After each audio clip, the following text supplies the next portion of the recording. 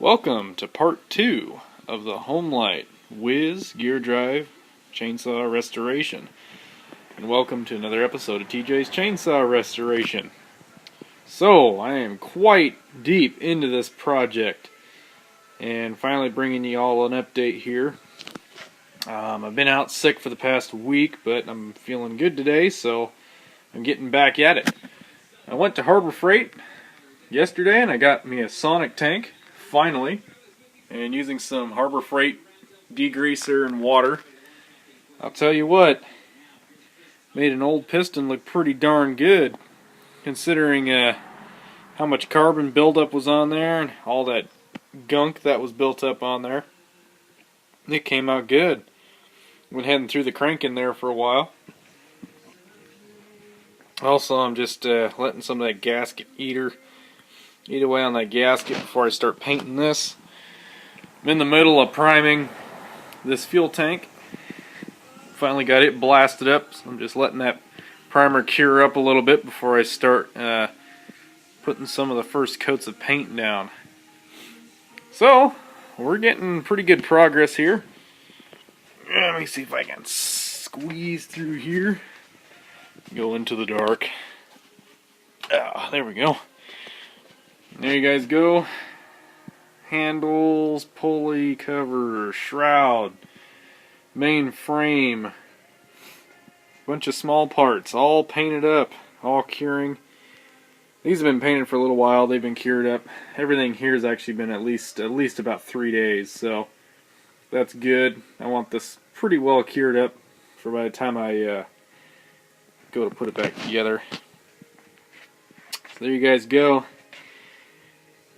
Pulley, painted the flywheel, shrouds, clear coated the serial number cover just to give a little more protection. Did a little detail lettering on the cover here and also on the fuel cap. I don't know if you guys are going to be able to see it too well, but I did some detail lettering on that too, just to kind of match the silver a little bit. So there you guys have it. Now let's shut this off and go back here. I'll say one thing, it's been really nice having this solvent tank and this blaster.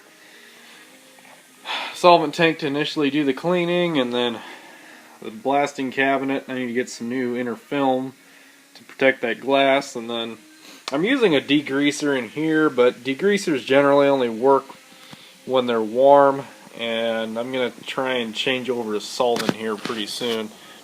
But it beat not having anything. The degreaser I'm using was from Harbor Freight, and it was a $6 gallon of degreaser, and it works wonders in that sonic cleaner. Like I said, I only let this piston soak for about 6 minutes, and as you can see, the darn thing's come out almost like close to brand new.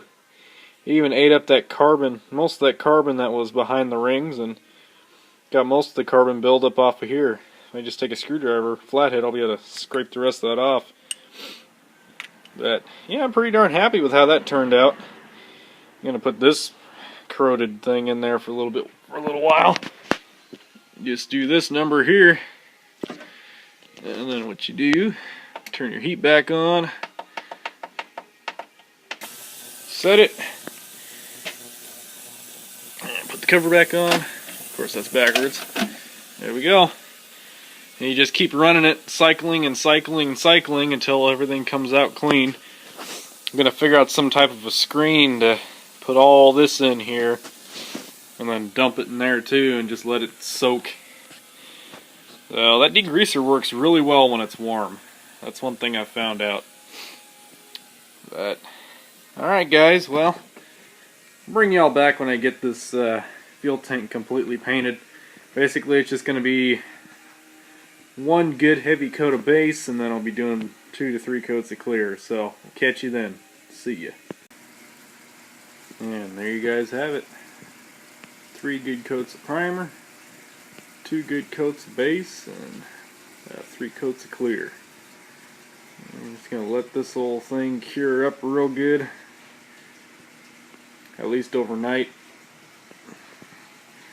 Might even, well, this I don't think is going to get installed until at least Thursday. But as you can see, it came out pretty darn good. Got a little bit of shine to her.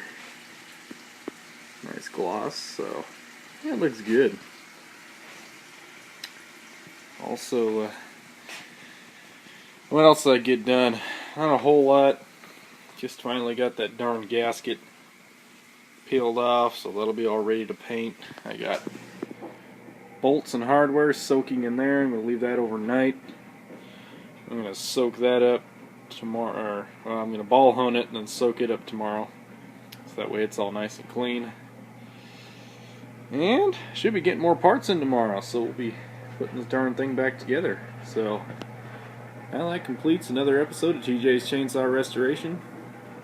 Part 3 should be around pretty soon, guys. So we'll catch you on the next one. See ya.